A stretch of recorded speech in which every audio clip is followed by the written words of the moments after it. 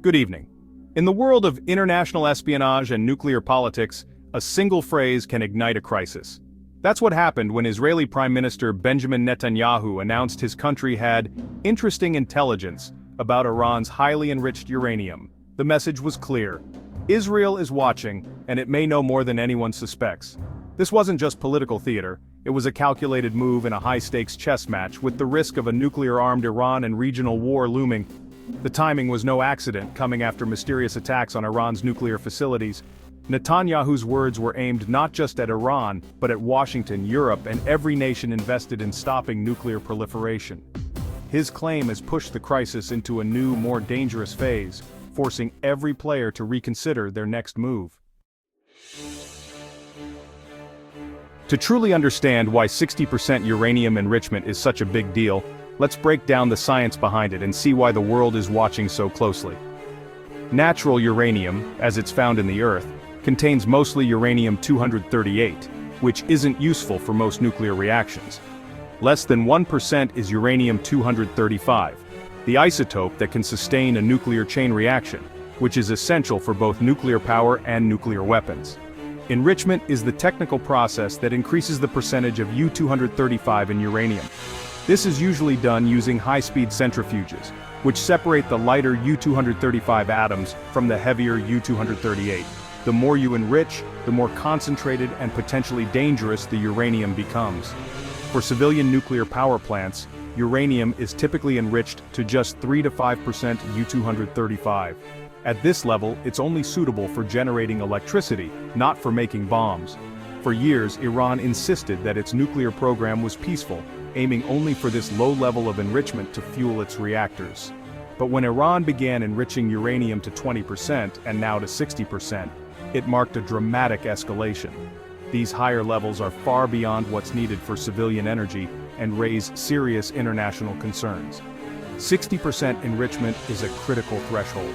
At this point, Iran has completed over 90% of the technical work required to reach weapons-grade uranium, which is about 90% enrichment. The jump from 60% to 90% can be achieved relatively quickly, making 60% a dangerous milestone. This is why the international community sees 60% enrichment as a red line. The remaining steps to reach bomb-grade material are much easier and faster, increasing the risk of nuclear proliferation. At these quantities and concentrations, uranium has almost no civilian use. Instead, it becomes a direct stepping stone toward building a nuclear weapon, which is why it's so alarming. The location and security of this enriched uranium are of utmost importance to countries like Israel and other world powers, who fear it could be diverted for military purposes. The presence of highly enriched uranium in the region fundamentally changes the security landscape in the Middle East, raising tensions and the stakes for everyone involved. This crisis is the result of a long, escalating shadow war. In recent months, Iran's nuclear program was hit by devastating attacks, including a major explosion at the Natanz facility. The blast destroyed thousands of centrifuges, setting Iran's program back by months. Iran blamed Israel, calling it nuclear terrorism, and vowing revenge. Other incidents, fires, explosions, assassinations, have targeted Iran's nuclear and military elite.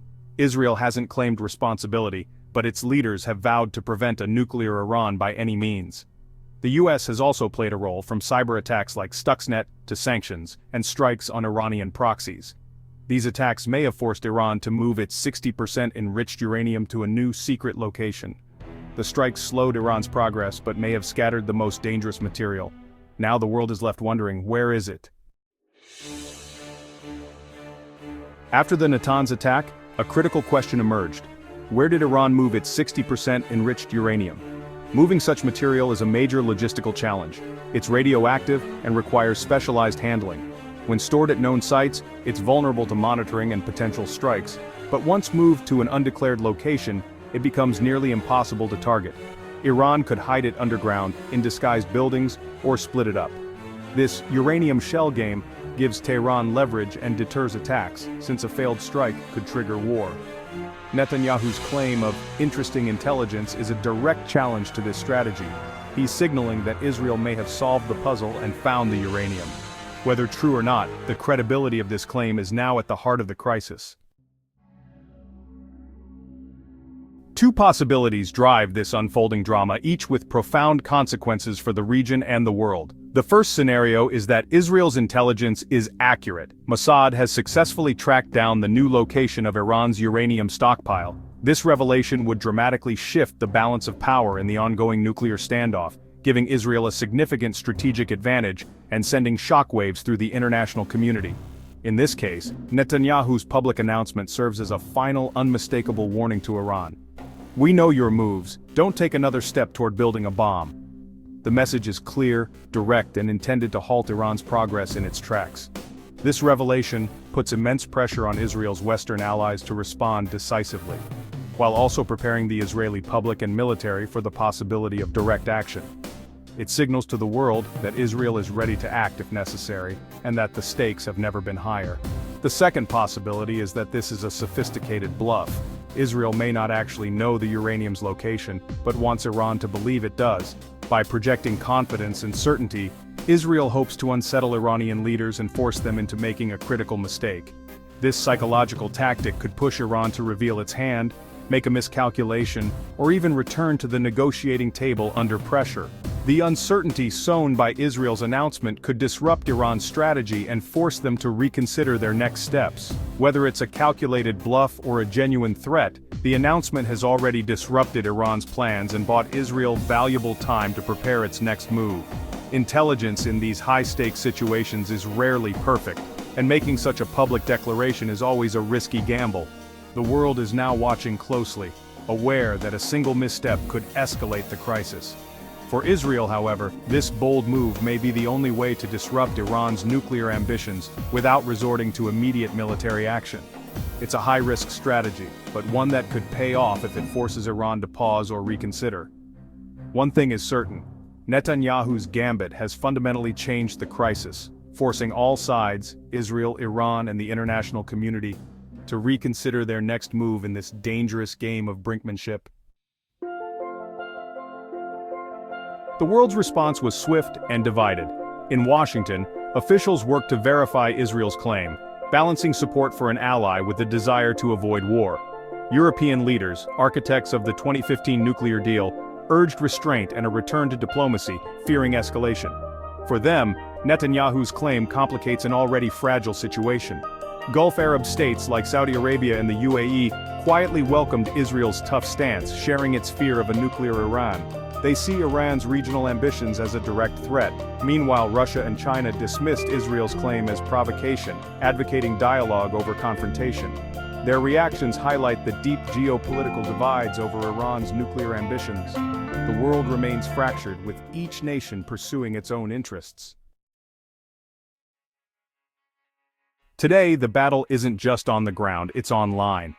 Netanyahu's announcement set social media ablaze, with hashtags about Iran, Israel, and nuclear weapons trending worldwide. Pro-Israel voices framed the speech as strength, pro-Iranian accounts called it propaganda. Both sides used memes, influencers, and coordinated campaigns to sway public opinion. Nuclear experts and analysts joined the fray, some skeptical, others warning to take Israel seriously. The result? A confusing, fast-moving digital debate that shapes perceptions and pressures leaders. Viral posts and trending hashtags can influence real-world decisions. In this standoff, the digital battleground is as critical as the shadow war of spies. The narrative that wins online could help decide whether the crisis ends at the negotiating table or on the battlefield. The world faces a stark and urgent choice: escalation or diplomacy. As tensions rise in the Middle East, the stakes have never been higher, and the consequences of each path could shape the future for generations to come. If Israel trusts its intelligence and believes that Iran is on the brink of developing nuclear weapons, it may decide to launch a preemptive strike against Iran's hidden uranium sites, an operation fraught with immense risk and uncertainty. Such a military action could ignite a chain reaction, triggering massive retaliation from Iran and its network of regional proxies. The result could be a devastating regional war, drawing in neighboring countries and destabilizing the entire Middle East. The consequences would be catastrophic, not just for the countries directly involved, but for the world at large. Human suffering would escalate, economies could plunge into chaos, and oil prices would soar, affecting millions of lives far beyond the region. The alternative is urgent, determined diplomacy. World powers must come together, pushing for a comprehensive deal to halt and roll back Iran's nuclear program, using every tool of negotiation and pressure available.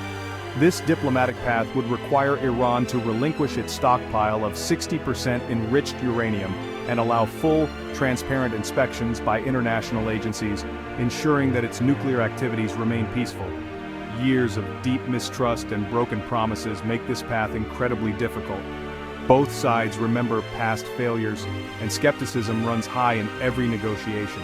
Yet for many ordinary people, families, workers, and children, diplomacy is the only sane alternative to the horrors of war. The hope for peace unites those who fear the cost of conflict. Hardliners on both sides fiercely resist any compromise, fueling anger and suspicion. Political leaders face immense pressure from their own people, making bold decisions even harder. But the stakes have never been higher. The world watches anxiously as the crisis unfolds, knowing that a single miscalculation could have global repercussions. The choice between a risky military gamble and a tough, painstaking diplomatic slog now defines this crisis. Each option carries its own dangers and uncertainties.